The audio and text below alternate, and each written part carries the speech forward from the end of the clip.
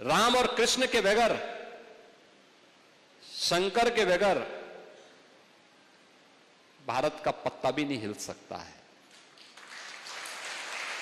हमने इसे अपने जीवन पद्धति का हिस्सा माना है और इसीलिए हो सकता है कि डॉक्टर लोहिया की वर्तमान के चेले न मानते हो, लेकिन डॉक्टर लोहिया ने एक बात कही थी। एक बार उनसे पूछा गया था, भारत जब आजाद हुआ, आजाद भारत के अंदर डॉक्टर लोहिया प्रखर समाजवादी थे।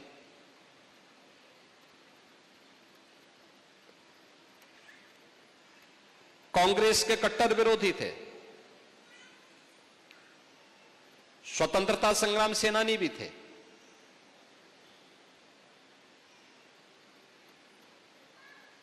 आजादी के बाद दुनिया के अंदर आशंका उठाई जा रही थी कि भारत बहुत दिनों तक एक नहीं रह पाएगा, भारत फिर से विभाजित हो जाएगा। उनसे जब पूछा गया कि लोहिया जी बताइए, भारत कब तक एक रहेगा और क्या भारत एक रह पाएगा? उन्होंने कहा, यह प्रश्न भारत पे नहीं उठने चाहिए। लोगों ने कहा, दुनिया ये बोल रही है। उन्होंने कहा, दुनिया अभी भारत को समझ नहीं पाई है। जब तक भारत के अंदर राम, कृष्ण और भगवान शंकर की पूजा होती है, वो रहेगी, तब तक भारत का कोई बाल बांका नहीं कर पाएगा।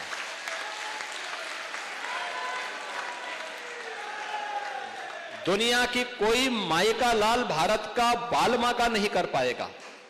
और यह देश प्रदेश देश के अंदर रामायण मेलों की शुरुआत भी किसी ने प्रारंभ करवाई थी। याद रखना, संत तुलसीदास जी ने रामलीलाओं का प्रचलन उत्तर भारत में करवाया था, रामलीलाओं का।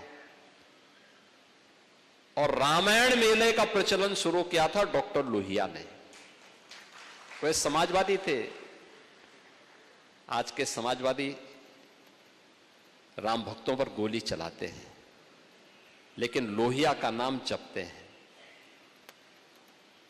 मैंने इसीलिए कहा ना, जब व्यक्ति का आचार और विचार में समन्वय नहीं होता है तो उसकी दुर्गति होती है।